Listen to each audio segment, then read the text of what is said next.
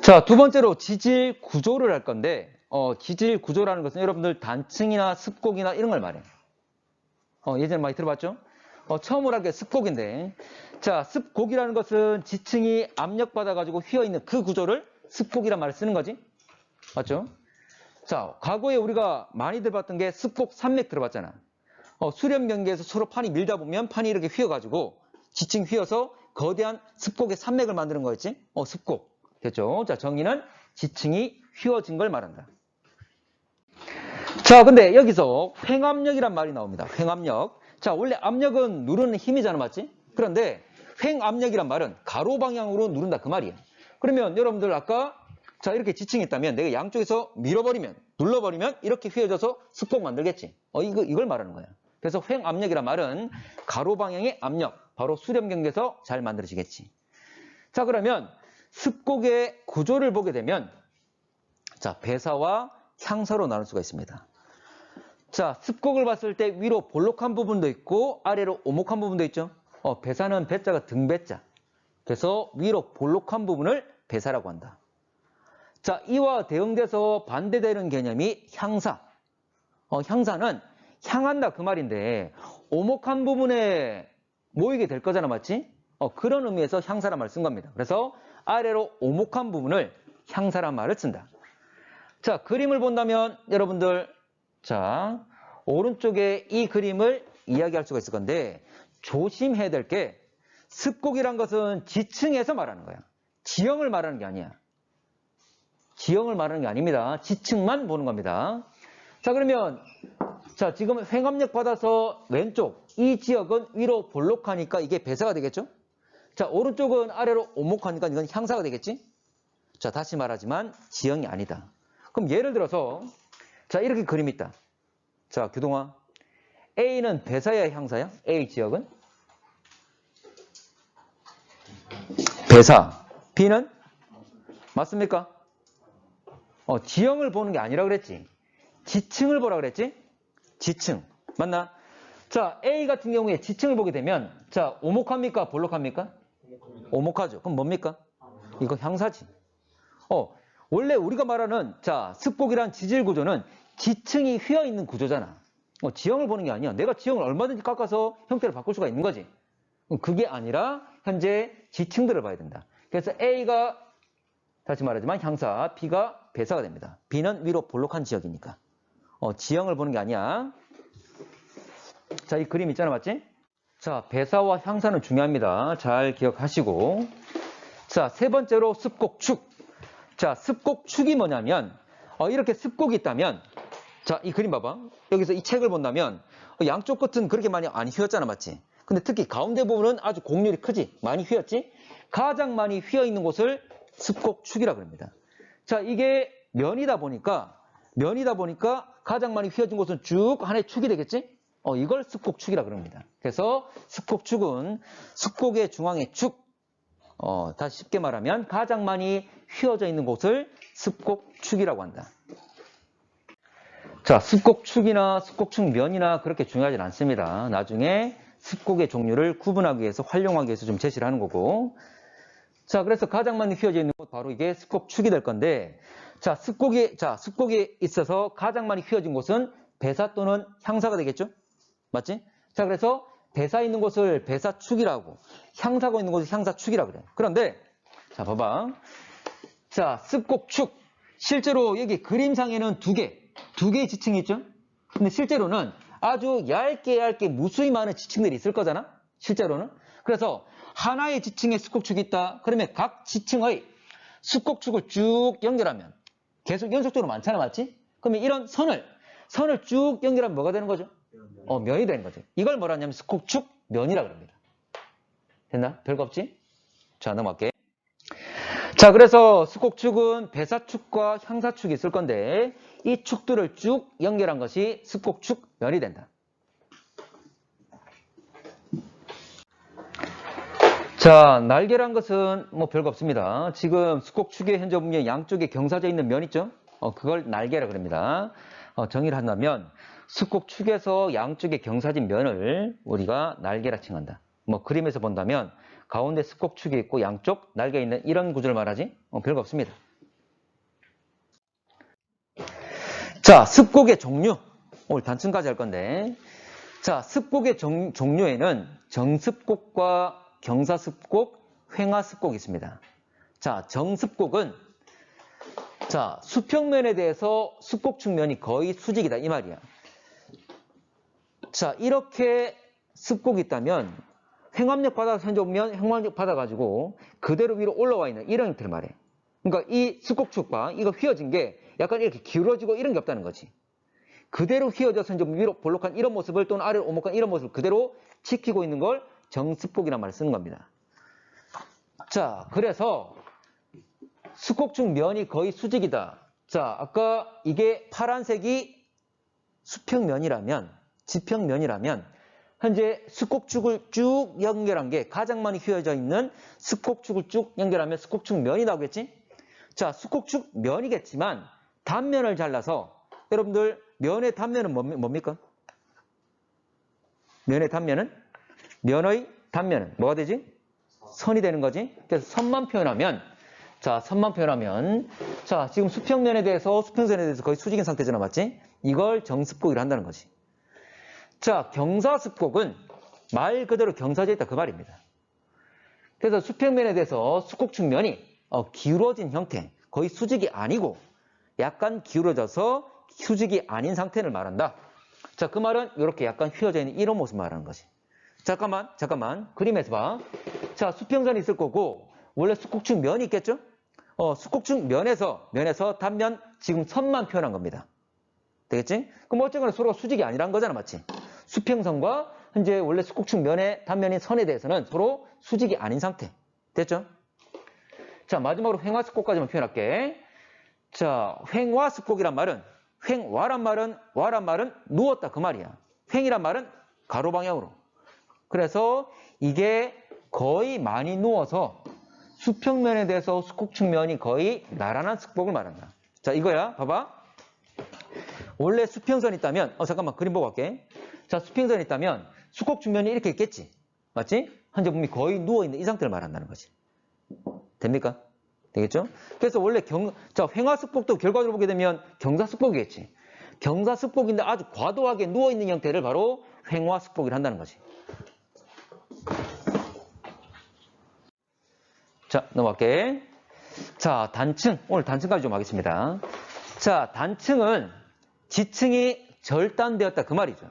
그런데 우리가 배운 것 중에 자, 지층이 끊어진 게 있었어. 암석이 쪼개진 게 있었어. 쪼개져서 그 갈라진 틈을 우리가 전리란 말 썼었지. 기억나나? 그런데 전리는 끊어지고 이동하지 않습니다. 급만 간 거야. 갈라짐만 생긴 거야.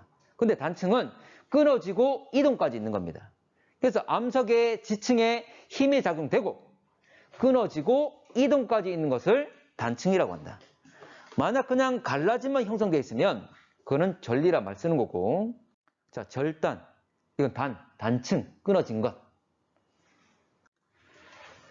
자, 단층의 구조.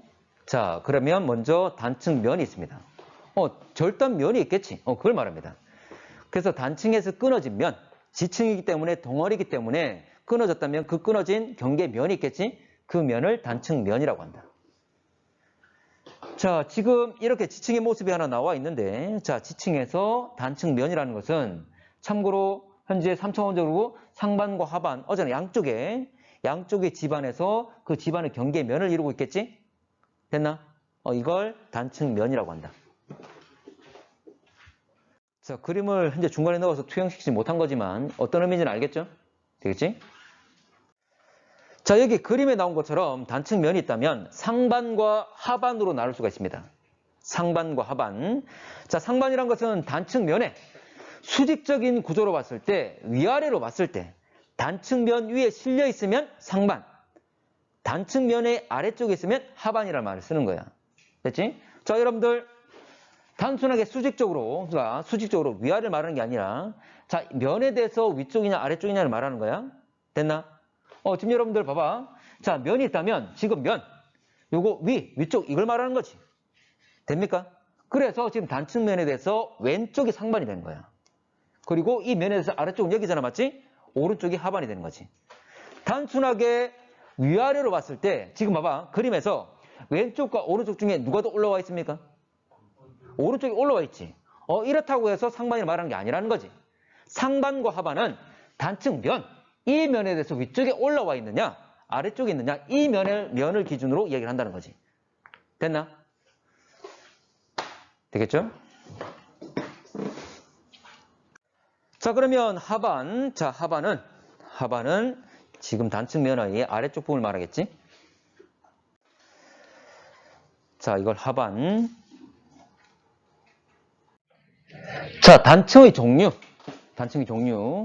자, 단층의 종류는 여러분들 과거에 들어봤을 겁니다. 정단층, 역단층.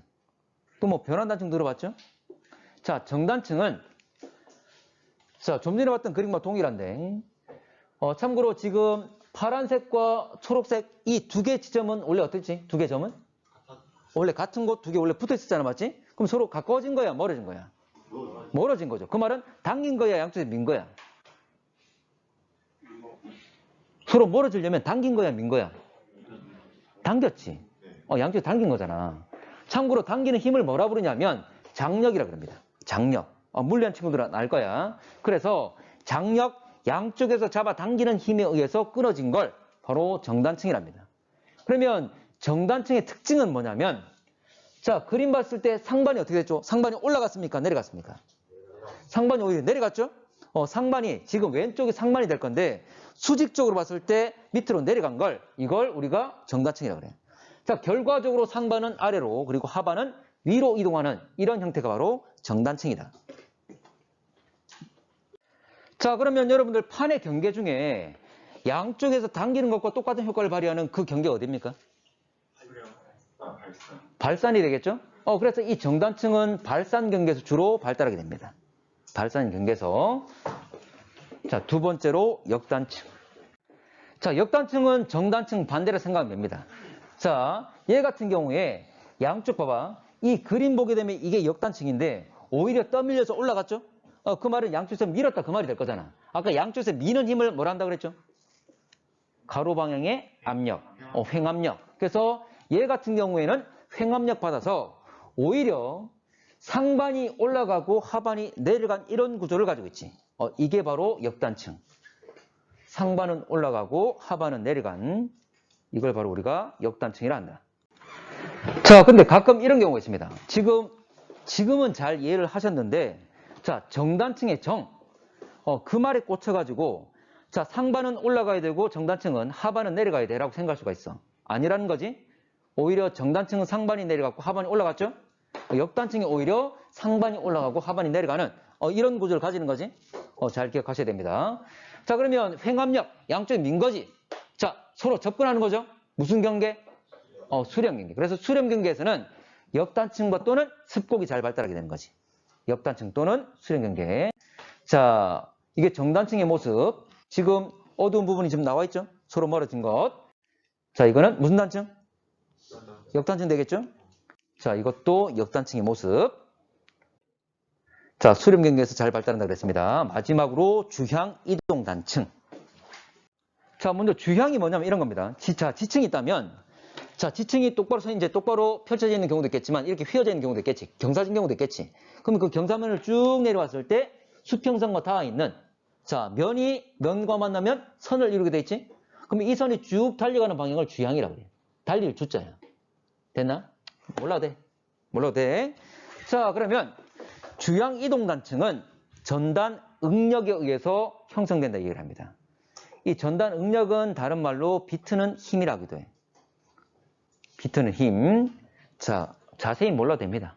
어쨌거나 나중에 이해만 하시면 되는데 전단 응력은 비트는 힘이다. 자, 이런 겁니다.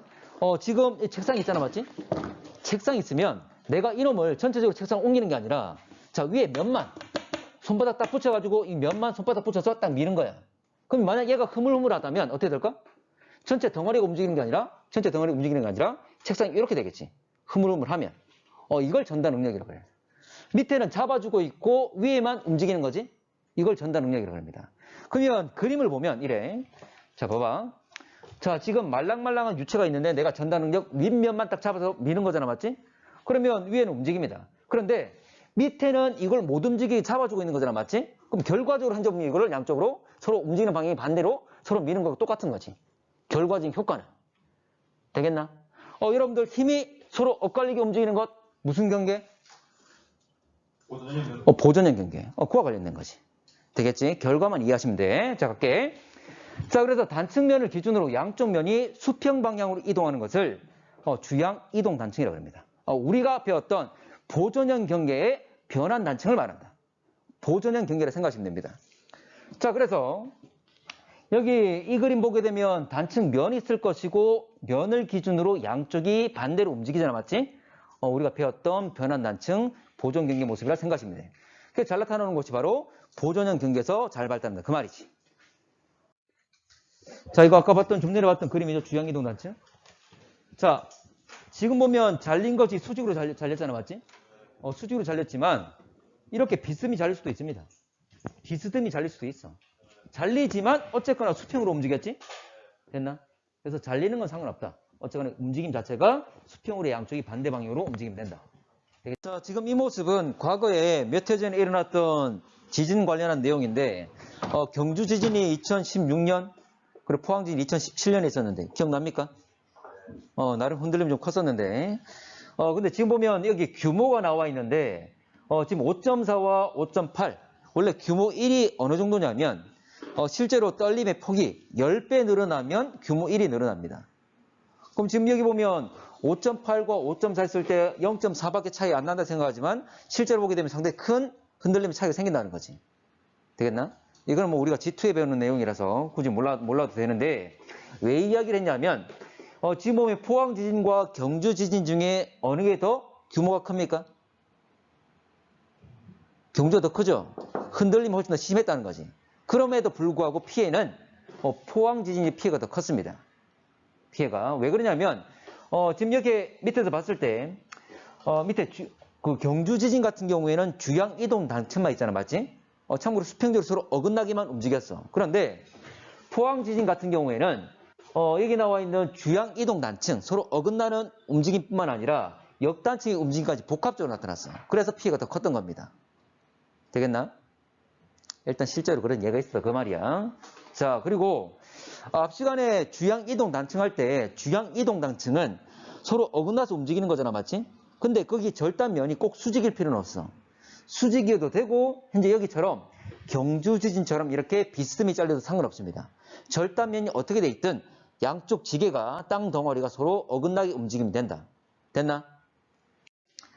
자, 그러면 오늘 세 번째로 전리 하겠습니다.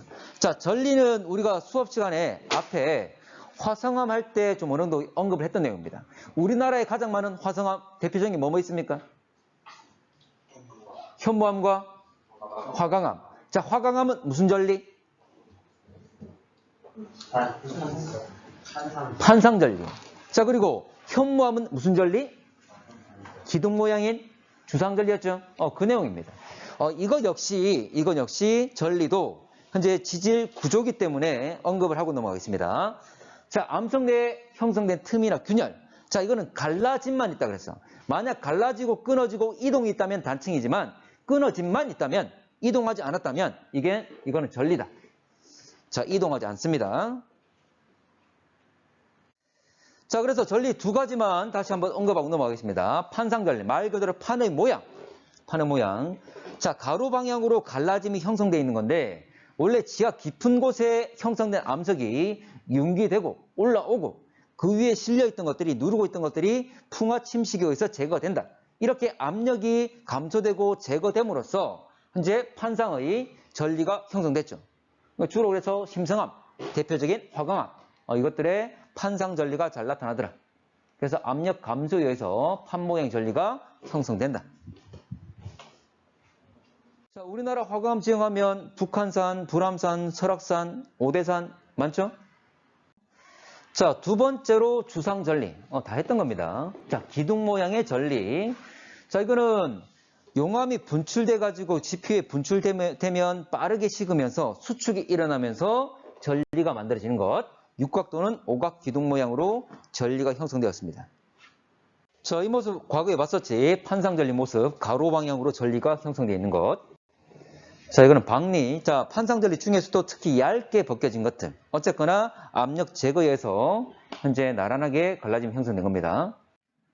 자, 주상전리 모습. 설명할게. 자, 부정압이라는 것은 좀 전에 말했던 것처럼 부정압 면을 기준으로 위층과 아래층 사이에 큰 시간 간격을 가진다 그랬는데, 자, 이거야. 자, 기본적으로 퇴적이 이루어지는 곳이 물속입니까? 물밖입니까? 주로 물속이라 그랬습니다. 자, 흐름이 끝나는 곳에서, 이동이 끝나는 곳에서 주로 쌓이게 된다. 그 말이지. 자, 그러면 퇴적이 이루어질 때, 잡아. 계속 차곡차곡 쌓이게 될 거야. 차곡차곡. 그러면 이들은 어느 시기는 뭐 현재 퇴적물이 많이 공급되는 시기도 있고, 또 어느 시기는 뭐 조금 공급되는 시기도 있겠지. 어쨌거나 연속적으로 쭉, 시간적으로 쭉 연속적으로 쌓이게 된다는 거지. 원래는. 이 관계를 원래 뭐라 하냐면 정합이라고 합니다. 정합. 그런데 부정합이란 말은 정합이 아니란 말이잖아. 연속적으로 쌓이지 않았단 말이지. 자, 뭐냐면 얘가 원래 쌓였다가, 자, 이게 융기했어. 물 밖으로 나왔단 말이지. 자, 물 밖으로 나오면 이제 퇴적이 잘 이루어지지 않고, 자, 비바람 맞으면서 여러 가지 풍화침식이 일어나겠지. 그러면 기존에 있던 애들이 깎여 나간다는 거지. 물 밖으로 나오면 이제 풍화침식이 더 우세하게 되는 겁니다. 근데 다시 봐. 다시 이게 침강, 수직적으로 내려가게 된다면, 물 속에 들어간다면, 자, 어떻게 되죠, 다시? 새롭게 그 위에 쌓이게 되는 거지. 새롭게 퇴적이 이루어지게 됩니다. 새롭게 퇴적이 이루어지게 될 거야. 그러면, 자, 봐. 자, 이 경계를 기준으로 둘은 공간적으로 바로 붙어 있지? 공간적으로 바로 붙어 있지만 큰 시간 간격 차이를 가지는 거지. 중간에 어떤 시간이 탁 비게 되는 거잖아. 깎여 나갔으니까. 이걸 부정합이라 하는 겁니다. 별거 없지? 됐나? 자, 그러면 내용 정리 한번 할게. 자, 원래 연속적으로 쌓인 관계를 정합이라고 하더라. 그런데 정합이 아닌 걸 부정합. 그러면 연속적으로 쌓이지 못하고 중간에 깎여 나가는 과정이 있더라. 이게 부정합입니다. 자, 형성 과정을 잘 이해하시면 됩니다. 자, 그러면 부정합이 형성되는 과정. 자, 이렇습니다.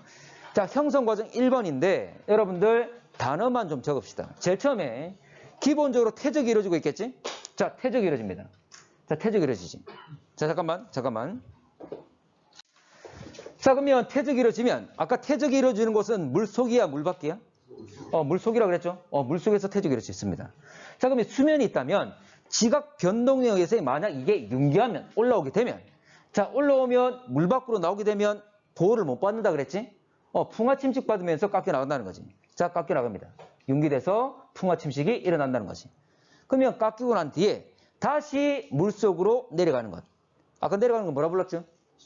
침강. 자, 침강이 일어나게 된다. 그러면 침강이 일어나면 다시 물속 들어가게 되면 이제 새롭게 그 위에 퇴적이 이루어진다는 거지. 그 위에 새롭게 퇴적이 이루어지게 될 겁니다. 자, 그랬을 때, 자, 볼게. 자, 이 빨간 선을 기준으로 아래와 위 사이에는 큰 시간 간격을 가지지. 이 관계를 부정합이라 한다. 그리고 이 경계를 부정합면이라고 한다. 됐나? 일단 여기까지만. 자, 그러면 여기에 자, 빨간 선으로 경계를 꺼놨는데 이게 왜 껐냐면, 자, 봐봐. 자, 이 빨간 선의 왼쪽 과정에서 지금 부정합 하나 만들어졌습니까? 하나 만들어졌지? 그런데 지금 이 퇴적층은, 이 지층은 물 속에 있는 거야, 물 밖에 있는 거야? 지금 물 속에 있지. 자, 봐. 우리가 어떤 지층의 부정합 관계를 확인하기 위해서 땅속 들어가가지고, 물속 들어가서 거기에 지층을 파옵니까? 물론 그럴 수도 있겠지. 확인하려면 그럴 수도 있겠지. 근데 그렇게 하는 게 아니라 대부분 다 지표에 드러나 있는, 예를 들어 어떤 깎아낸 지형에서 단층 현재 보면 지층들이 보이는데 이 지층에서 그 관계를 막 파악해내는 거지. 됩니까? 그리고 결과적으로 우리 문제, 여러분들 지금 뒤에 가서 문제를 쭉 보게 되면 지층의 단면이라고 나와 있는데 모두 다 지표에 드러나 있는 곳을 말하는 거야. 그리고 그림을 봐봐. 하나 한번 볼까? 자, 37페이지 한번 볼래? 37페이지의 중간쯤에 보게 되면 37페이지에 중간에 그림을 보게 되면 37이야. 보면 지표면에 드러나 있고 그 위에 나무들 심어져 있는 거 보입니까? 맞지? 자, 뭐냐면 다 이런 그림들이야. 우리한테 주어지는 그림들은, 문제상에 주어지는 그림 다 이 그림입니다. 다 지금 이게 물속에 있는 게 아니라 물 밖으로 나와 있는 모습을 제시해 준다는 거지. 자, 그러면 여기서 끝날 게 아니라 실제로는 제시되는 그림이 물 밖에 나와 있는 그림이니까 마지막에 여기에 올라오는 융기되는 과정을 한 번 더 제시해 줘야 된다. 그 말이지. 됩니까? 결과적으로 원래 부정합을 만드는 것은 물속에 있는 마지막 이 과정만 있으면 되지만 우리한테 제시되는 그림 자체는 마지막에 융기가 이루어진 이 그림을 제시한다 그 말이죠. 됐나? 이 말을 왜 하냐면 이걸 묻습니다. 이거를. 문제상에서 최소 융기 횟수를 물어봐. 자, 지금 부정합 하나 만드는데 융기 몇 번이야? 아니 다시. 원래 부정합 만들 때 한 번이면 되죠. 한 번이면 되는데 제시된 그림은 마지막에 융기해서 물 밖으로 나와 있는 그림이니까 융기를 한 번 더 해줘야 되겠지. 그래서 플러스 1이라 칭합니다. 그래서 융기 횟수는 부정합 수에다가 플러스 1을 하는 거야. 되겠나? 왜냐하면 부정합 한 번 만들 때 융기 한 번 있는데 자 마지막에 융기를 한 번 더 한 그림을 제시할 거니까 그 그림에 대한 해석이니까. 됩니까? 자 또는 침강 횟수를 묻기도 합니다. 자 잠깐만 이 과정에서 침강 몇 번 했었죠? 한 번밖에 없죠. 마지막에 드러나더라도 한 번밖에 없지. 이때는 부정합수가 동일한 거지.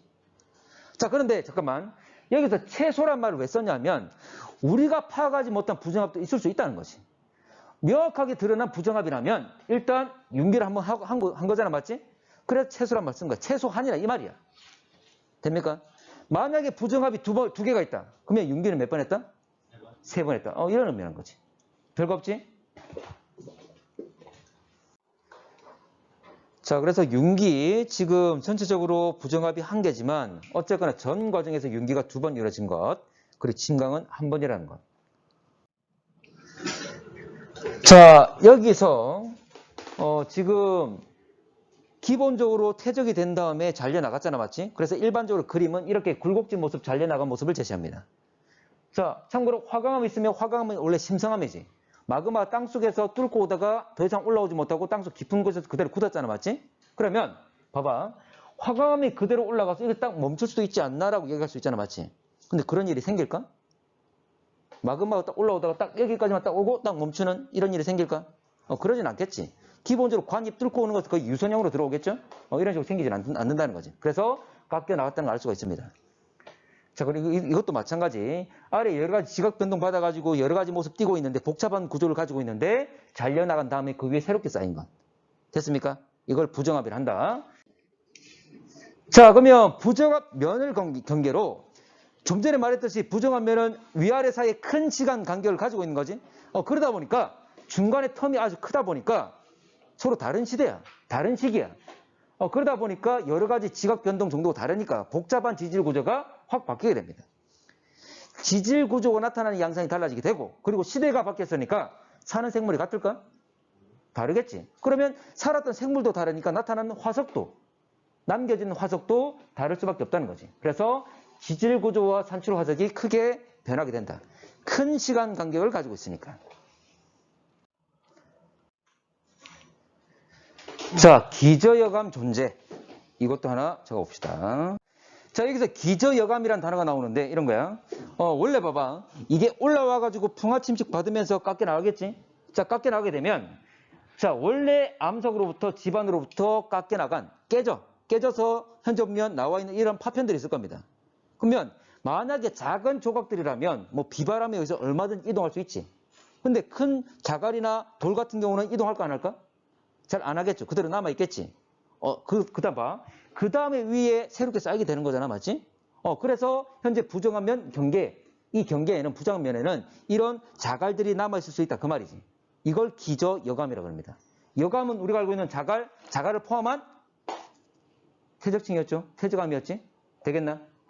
그리고 이 기저여감들은 밑에 있는 이 기존에 있던 암석들로부터 떨어져 나온 파편들이죠. 그것도 생각을 좀 하시고. 자, 그래서 기저여감은 현재 보면 우리가 알고 있는 여감은 자갈 의미하는 거고, 자, 이런 겁니다. 아래 지층에서 위에 새로운 지층 쌓일 때 부정함면 경계에 이런 자갈들이 존재할 수 있다. 이런 자갈들은 원래 있던 지층으로부터 떨어져 나온 현재 파편들로서 이걸 우리가 기저여감이라고 한다.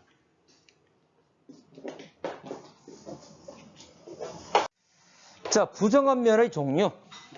자, 이게 좀 헷갈릴 수도 있는데 별거 없습니다. 자, 첫 번째로 평행부정합.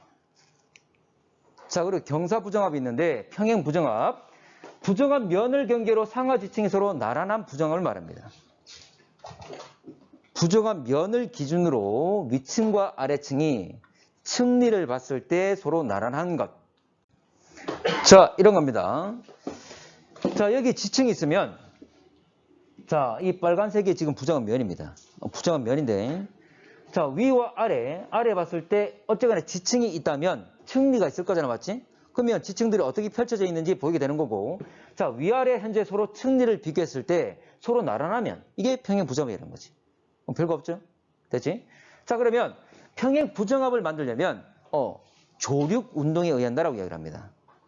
참고로 조륙, 여러분 조산 운동 기억납니까? 조산 운동. 조산 운동은 뭘 만드는 거예요? 산을 만드는 것. 뭐냐면 이런 거예요. 습곡산맥. 자, 봐봐. 지층이 서로 부딪히면 우리가 알고 있는 수렴 경계에서 서로 부딪히면 휘어서 이런 습곡산맥을 만들지.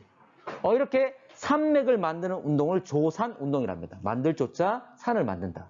근데 조륙 운동은 뭘 만든단 말이지?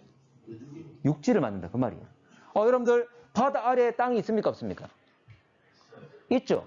그냥 물로써 덮였을 뿐이잖아. 맞지? 물속에 있을 뿐이잖아. 그런데 이게 만약 융기에서 올라오면 물 밖으로 나오면 이제 육지가 되는 거지. 맞지? 다시 침강 밑으로 내려가면 다시 바다가 되는 거고, 올라오면 융기하면 육지가 되는 거고, 이게 조륙운동이야. 자, 지금 봐봐. 지금 여기서 평행 부정합 만들려면 그대로 내려가서 현재 원래 쌓였다가 올라와서 깎인 다음에 다시 내려가서 위에 새롭게 쌓이게 된 거잖아. 위아래 운동만 해야 된다. 그 말이야. 그래서 조륙운동이란 말을 쓴 겁니다. 그래서 여기 융기와 침강, 융기는 올라가는 것, 침강은 내려가는 것, 이건 수직운동을 의미한다는 거예요. 그래서 수직운동에 의해서 현재 평행 부정합이 만들어질 수가 있더라. 자, 두 번째로 경사부정합. 자, 경사부정합은 위의 말 그대로입니다. 자, 부정한 면을 경계로 상하 지층. 자, 위에는 나란한 것, 아래는 경사져 있는 것. 앞에 있는 문장 똑같습니다. 맞지? 자, 경사져 있다는 이런 거겠지. 자, 지금 여기 그림이 있다면, 자, 부정한 면이 있죠? 쓰고 할까? 자, 평행 부정합과 마찬가지입니다. 부정한 면을 경계로 위층과 아래층에서 층리를 따라 선만 그어주면 돼. 자, 층리를 서로 봤을 때 서로 나란하지 않다는 거지. 서로 기울어져 있다는 거지. 이게 경사부정합이야. 자, 그럼 하나 물어볼까? 자, 다운아. 자, 만약에 이런 식으로 돼 있으면, 자, 빨간색이 부정한 면이고, 자, 위에 지층이 있고 아래 지층이 있습니다. 이거는 무슨 부정합이지? 경사야, 평행이야? 이거 경사입니까? 평행입니까? 평행이지. 전체가 기울어진 건 상관없지. 평행인지 또는 경사인지를 파악하는 것은 부정한 면을 경계로 전체 지게가, 전체 땅 덩어리가 어떻게 기울어져 있든 상관없습니다. 부정한 면을 기준으로 위와 아래가 나란한지, 나란하지 않은지 이것만 보면 되는 거지. 됩니까? 이렇게 해서 실수해서 틀린 친구들이 있거든. 자, 오답을 잘 유인하는 문제에서 제시해 본 거야. 자, 그러면 갑시다. 자, 부정합, 경사부정합은 그러면 자, 이 그림처럼 원래 지층들은 수평선과 나란하게 쌓여야 되는데 이렇게 기울어졌단 말은 여러 가지 지각 변동을 받은 거지. 특히 우리가 아까 얘기했던 습곡산맥처럼 이렇게 휘어야 된다는 거지. 자, 그러면 습곡산맥은 수직운동에 의한 거야? 수평운동에 의한 거야? 수평이죠. 수평으로 밀어서 휜 거잖아. 수직운동이 아니지. 바로 우리가 알고 있는 수렴경계, 바로 판의운동, 수평운동에 의한 겁니다. 맞지? 습곡산맥은 수렴경계였지? 서로 부딪히면서 휘어지게 된다는 것. 결과적으로 수평선과 경사진 방향대로 틀어지겠죠. 자, 그럼 여러분들, 자, 위에 있는, 자, 위에 기저여감을 표현하기 위해서 제시된 이 그림. 이 그림도 무슨 부정합이죠? 이것도 경사부정합이지? 어쨌거나, 부정한 기준으로 위와 아래 층리가 서로 나란하지 않잖아. 맞지? 지금 이 위에 있는 그림처럼 습곡의 모습을 제대로 보여준 모습도 있지만, 봐봐. 이 초록색 구역만 봐봐. 초록색만. 이거하고 이거 서로 그냥 기울어져 있는 거 서로 다른 모습, 밑에 그 그림과 유사한 거잖아. 맞지? 됐나? 되겠습니까? 어쨌거나 서로 나란하지 않은 것. 됐지? 자, 이건 판의 운동에 의한 거였습니다. 자, 세 번째로 난정압. 자, 난자는 어려울 난자입니다. 일단 정의를 쓰자면 부정압면 아래쪽에 아래에 있는 지층이 심성암이나 변성암입니다. 기본적 태저감이 아니라는 거지. 자, 갈게. 자, 난정압에서 난자는 어려울 난자입니다. 자, 봐봐. 위에 평행부정압, 경사부정압. 일단 이게 평행한지 경사져 있는지 구분하는 것은 지층이 나와 있는 이 층리 가지고 구분한 거잖아, 맞지? 근데 만약에 자, 심성암이나 변성압처럼 층리가 없다면 평행한지 아니면 경사져 있는지 확인할 수 있겠습니까? 어렵겠지? 그래서 난정압이라는 거야. 자, 심성암. 자, 볼게. 심성암은 마그마가 관입해서 땅속 깊은 곳에서 그대로 굳은 애들을 말하는데 어쨌거나 심성암이나 변성암은 층리를 가지고 있지 않다는 거지. 자, 봐. 얘들이 층리가 존재하지 않기 때문에 자, 부정암 기준으로 위와 아래가 서로 경사져 있는지 나란한지 확인할 수가 없다. 그 말입니다. 되겠죠? 자, 그래서 난정압이라고 한다.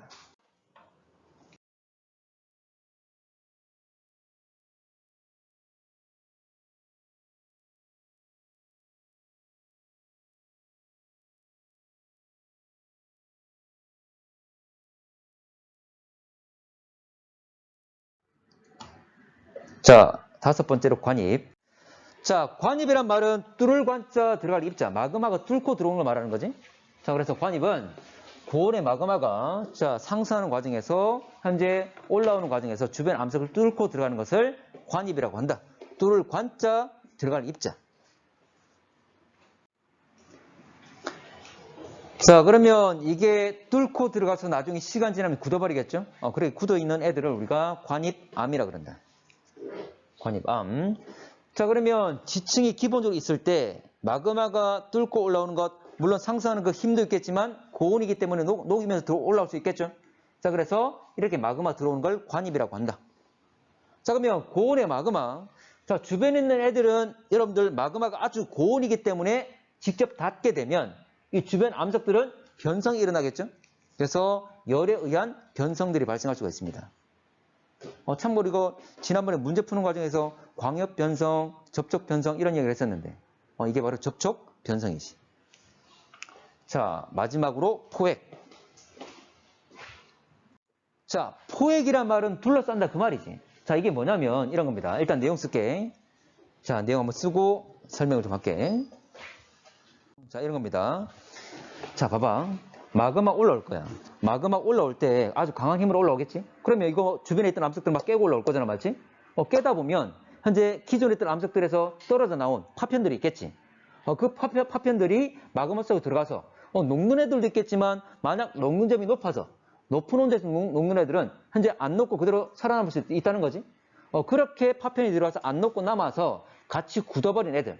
이걸 포획암이라 한다는 거지. 되겠습니까? 말 그대로 포획이 됐잖아, 맞지? 이 관계를 포획이라 하고 그렇게 만들어진 암석을 포획암이라고 한다. 자, 이게 바로 포획암입니다. 자, 내용에서 보게 되면 이런 거지. 자, 일반적으로 플러스 표시 또는 V 표시된 것들은 마그마가 뚫고 올랐다 그런 기호로 일반적으로 쓰고 있어. V나 곱하기나 플러스. 참고로 V 같은 경우에 V 표시는 분출된 걸 표현합니다. 그리고 이 플러스 표시는 일반적으로 분출까지는 아니고 관입되었을 때를 일반적으로 표시를 많이 해. 어쨌거나 자, 갈게. 자, 그럼 이렇게 관입했으면 기존에 있던 애들을 뚫고 들어올 때 기존에 있던 암석에서 떨어져 나와서 이 속에 마그마 속에 들어가서 같이 굳어버린 것.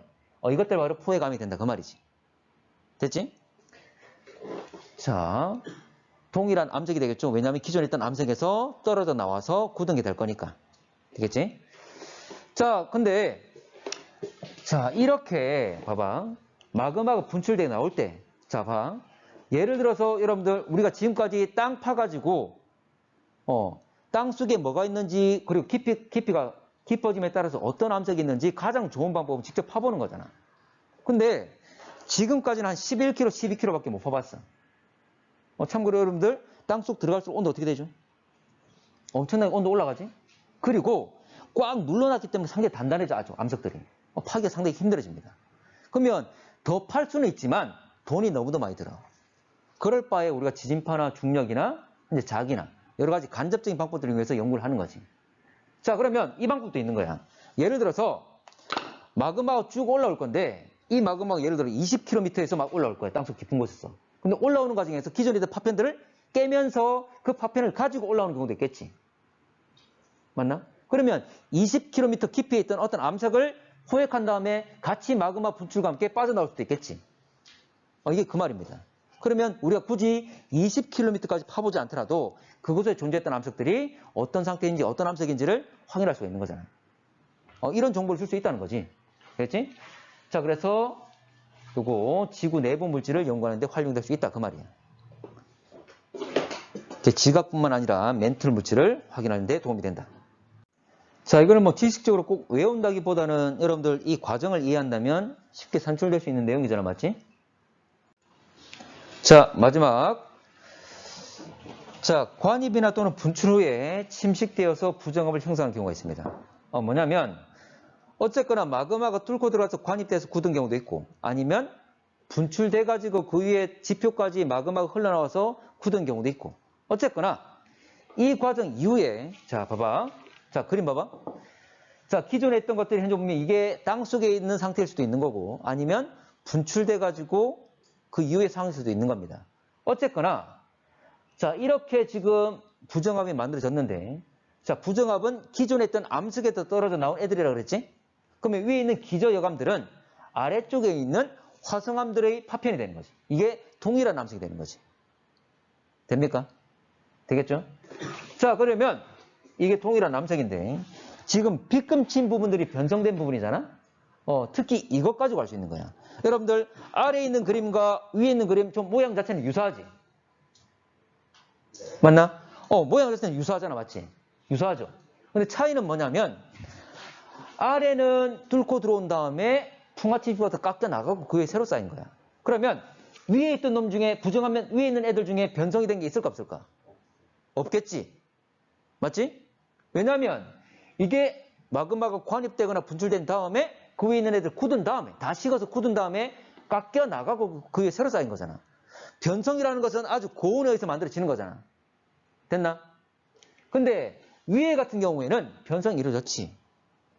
기존에 있던 애들을 뚫고 들어와서 변성시켰잖아요. 열에 의해서. 됩니까? 다시 말해 이건 다 땅속에 같이 있던 애들이야. 되겠지? 그래서 다음 부분들 다 변성됐겠지. 근데 얘 같은 경우 밑에 있는 그림은 위에 변성됐다 안 됐다? 아니죠. 현재 보면 이 화성암이 굳은 다음에 그 뒤에 만들어진 거니까. 아직 뜨거운 마그마가 아니잖아, 맞지? 그래서 위에는 변성이 되지 않은 겁니다. 그래서 변성 부분을 보고 위아래 모양은 유사하지만 과정이 다르다는 걸 유추할 수 있다. 그 말이야. 됐나? 자, 그래서 변성 여부를 확인하시면